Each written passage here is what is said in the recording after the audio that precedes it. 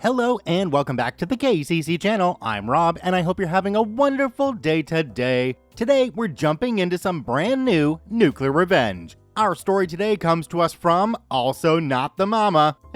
Dinosaurs reference, love it.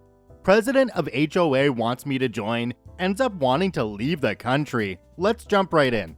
So this story is about a property I own but rent out. This may sound strange, but I don't think I could afford to live there these days. It's become somewhat exclusive. I've used dollars here because it's what most people reading this will relate to. This doesn't take place in the US, and I've given an approximate dollar value for local currency. This is going to be very long. Background: a million years ago, my property was part of a large farm. I bought it about 30 years ago, long after the farm was broken up, but before there was any development near it. The piece of land I got was near the back entrance that joined into a dirt road that ran past. The more expensive plots were near the tarred road in the front. I originally bought a large chunk of the land intending to do some farming, but that never happened. About 20 years ago, some of the owners got organized, we'll call them the organized owners, and had the area designated as a municipal suburb. The municipality agreed to put in tarred roads, water, and electricity if a certain percentage of the properties were developed. A construction company linked to the organized owners went around contacting the owners who had land but no buildings, offering to build houses for us at a very reasonable price, contingent on them getting a certain minimum amount of people signing up. While this was happening, one of the organized owners approached me and offered to buy half of my property. I agreed, and the money I got for the sale, which was about 4 times what I paid for the entire chunk of land 10 years prior, combined with a small loan from the bank, gave me what I needed to pay for a house to be built. And it was a fairly large and nice house too. I stayed in the house for a few years, and my mom moved in with me. I had decided to subdivide the property again and build her a house next to mine, but unfortunately, an undiagnosed tumor took her before the house could even be started.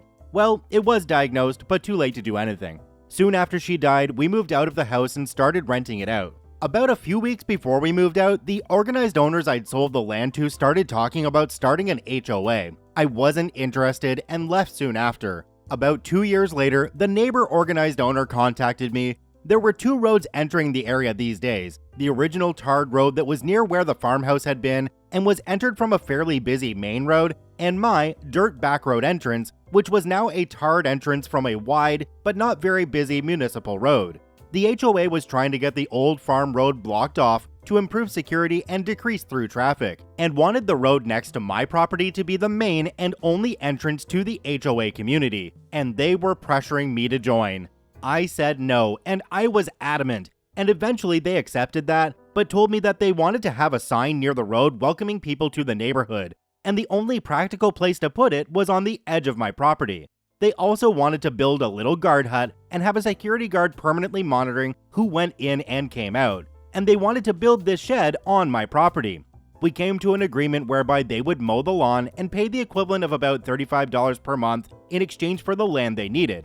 I was very happy with this arrangement since the property was fairly large and it didn't really cost them anything since they already had a full-time gardening service servicing the HOA. This all happened over a decade ago. They eventually got the other main road blocked off, and the HOA is paying for a rent-a-cop to be permanently stationed close to my property, as well as mowing my lawn and paying me enough money for takeaways for the family each month. I'm occasionally contacted by members of the HOA to get me to sign up, but I'm really not interested. My property has been rented to the same tenant for all these years, and everything there is going well for me. Until about 3 years ago, when someone scared the crap out of my tenant's young daughter by making strange noises and shooting a pew-pew close to her bedroom window 3 or 4 times over about a month. This scared my tenant, and I guess it scared the HOA because they and my tenant contacted me with a proposal. I joined the HOA, and they give me exclusions from the HOA rules, including exclusions from paying the monthly fees, and in addition, they will build a wall around the entire HOA neighborhood, including electric fencing and security cameras. They told me they had wanted to do this for a while, but were unwilling to build the wall on property that was not in the HOA. I couldn't see the downside, and so agreed. The dishonest dealings. It took a little over a year to build the wall and get everything completed, which is quite fast. And then, a month to the day after everything was done, my tenant got an HOA warning about his dogs barking. He told the HOA that while the property was in the HOA, it was exempt from the rules. The HOA told him that they had canceled the exemptions and that he had 30 days to comply. He contacted me and I opened some mail I'd gotten from the HOA. I'd ignored it since I was supposed to be exempt from the rules and fees. Man, did I get a surprise. They had retroactively canceled the exemptions and were claiming 1. That I pay late fees going back over a year, 2. That the easement agreement had been canceled and that they were retroactively canceling it a year back because the HOA contract allowed them to use small unused portions of HOA members' land for the common good for free, 3. That I refund them the money they had paid for the easement over that period, 4. That I owed them money for the garden service mowing the lawn, and 5. That I would be fined for each infraction my tenant failed to remedy. This started an expensive process involving lawyers and the court system. That ended with a judge telling me that what the HOA had done was mostly legal. They had the right to revoke the exemptions, but that they had to give me 30 days notice. As I was walking to my car, the neighbor organized owner, the one who had bought half my land so many years ago, told me that I was stupid to have refused to join when the HOA started, as I could have been a founding member, whatever that means, and that next time I should be sure to understand the documents I sign before signing them. The malicious compliance. Neighbor organized owner was right. I should have read the contract better. Also, I was interested in what it meant to be a founding member. Spoiler, nothing. And so when I got home, I grabbed the HOA contract I'd signed, as well as all the other documentation they had provided me with, and started reading. I was determined to break every rule I could find a loophole to break. I didn't get past the first page. While the street address of the property is used to identify it for all practical purposes, in the city records, it has a unique property number that has to be used on legal records.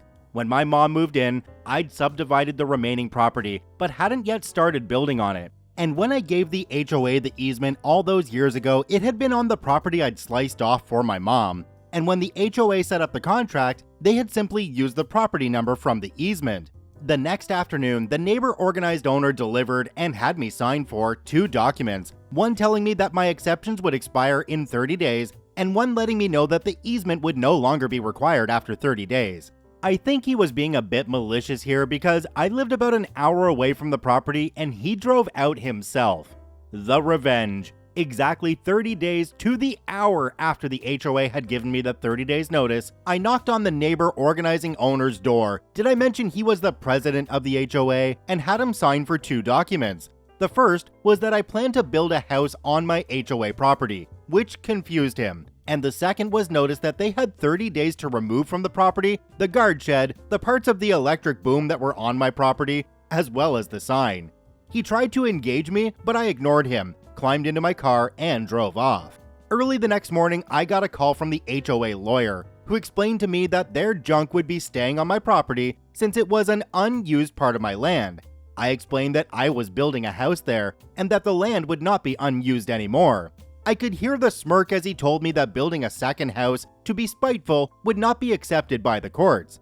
I sure hope he could hear the smirk in my voice when I told him that the property in question did not have a house and was, in fact, barely large enough for a house to be built and would not be large enough for any extraneous buildings.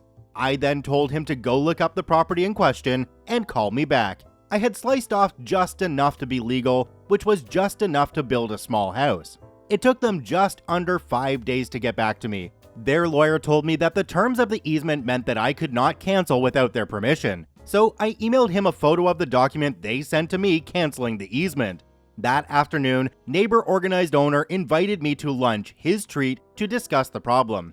I said no thanks. He extended the offer again 2 days later, and again I said no thanks. Others of the original organized owners contacted me to try to talk. Some sounded aggressive, some sounded sympathetic. I said no thanks to each of them. Eventually, the lawyer phoned and asked if we could come to some sort of arrangement. I asked what he had in mind, and he told me that he was prepared to discuss exclusions in exchange for access to my property. So I said no thanks and please don't call me again. About 9 days before their 30 days was up, I got a call from a different lawyer. He said he wanted to negotiate a surrender. His words, not mine. I agreed to meet him at his office the next day. I'd already had documents drawn up, and the meeting was as simple as me giving him the documents and him reading them over.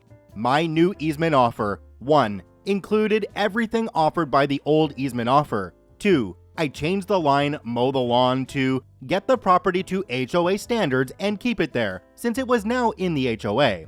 3. Would cost them about $500 per month instead of $35. This amount would increase with inflation. The previous contract didn't include that bit.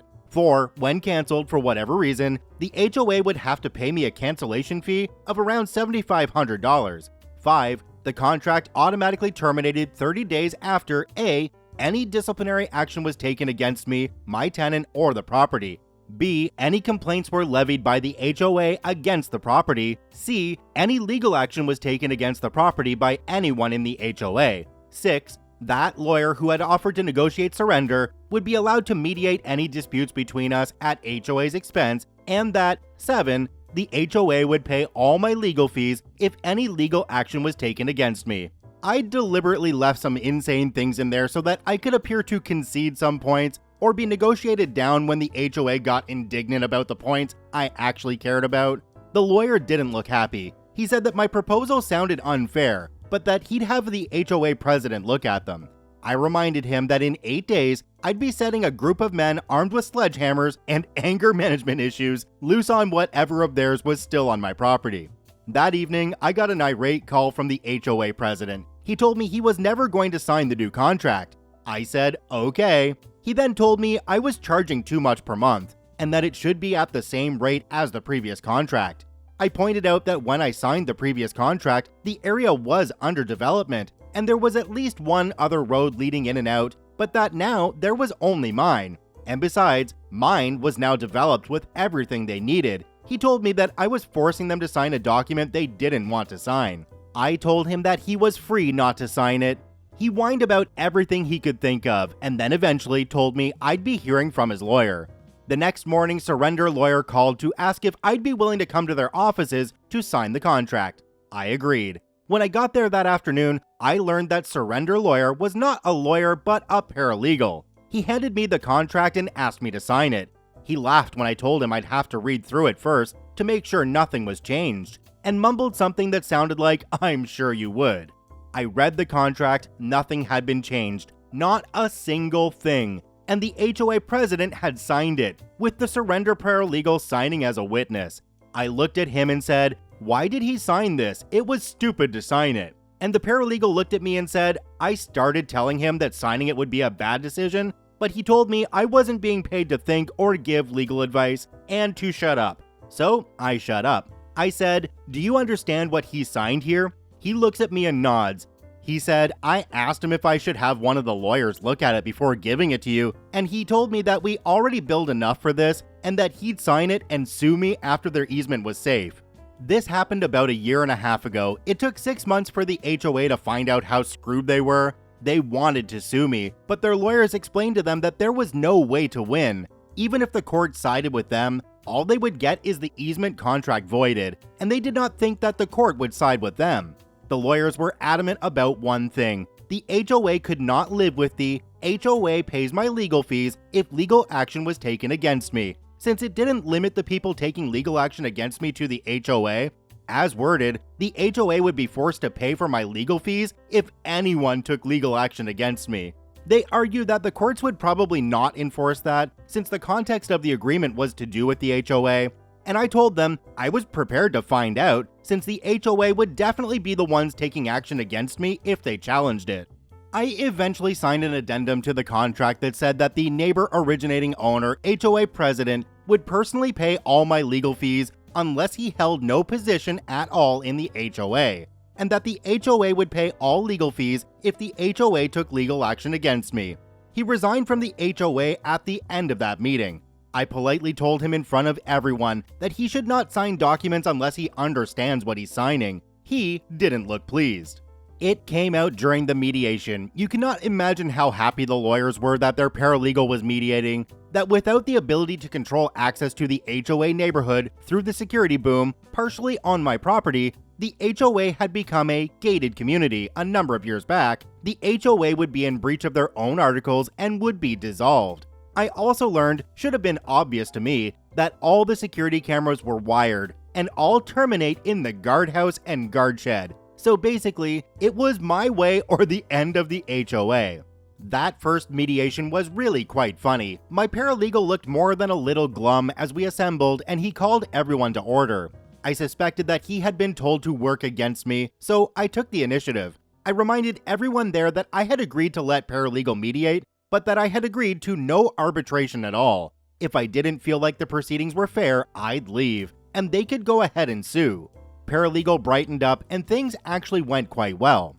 I'm writing this after getting home from the latest mediation. I built a paddling pool for the neighborhood dogs, as in I made it myself. I dug a hole, packed it with stone, and added concrete finish. It was my first attempt, and if I say so myself, it looked, well, terrible. The HOA called for a mediation meeting, what they do now instead of taking official action. I've declined their mediation request in the past, in which they told me, as nicely as they could, that the paddling pool was an eyesore right at the entrance of the HOA. I asked them to create a list of what needed to be fixed and how it needed to be fixed to give me at the next meeting. The list was extensive. It basically required the pool to be rebuilt from scratch. I asked them if there was any way to reduce costs on the work they needed to get it up to HOA standards, and they assured me there was not.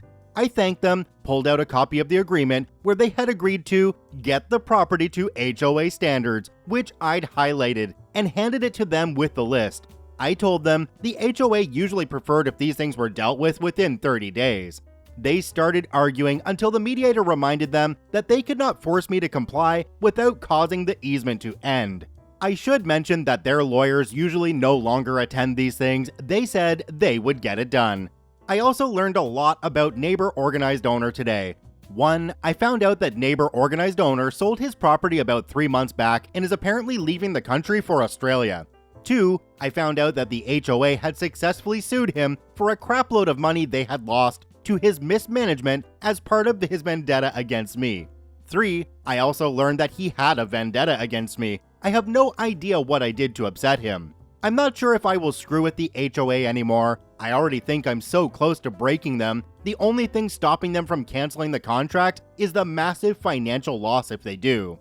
I guess a lot depends on how they treat me and my tenants going forward. Also, I do like the monthly payments though, so I'm motivated to play nice. OP added a note at the end. It says, I never intended to go all nuclear revenge. My plan was for a little petty revenge. It's the stupidity and greed and bully mentality of the neighbor organizing owner that turned this into nuclear revenge. I can only take minimal credit, although I did take it and run with it when I got the opportunity, so that's something I guess. Wait a minute, I didn't know we were still sending convicts and shady people to Australia. Didn't that end sometime in the mid-1800s? This is an absolutely brilliant story though, and to think this whole mess they found themselves in was their own fault for trying to F you, and they thought you'd take it laying down. I guess they're the ones who eventually took it laying down. Check out OP, linked in the description down below. I thank you for watching. I hope you have a wonderful day, and we'll see you tomorrow.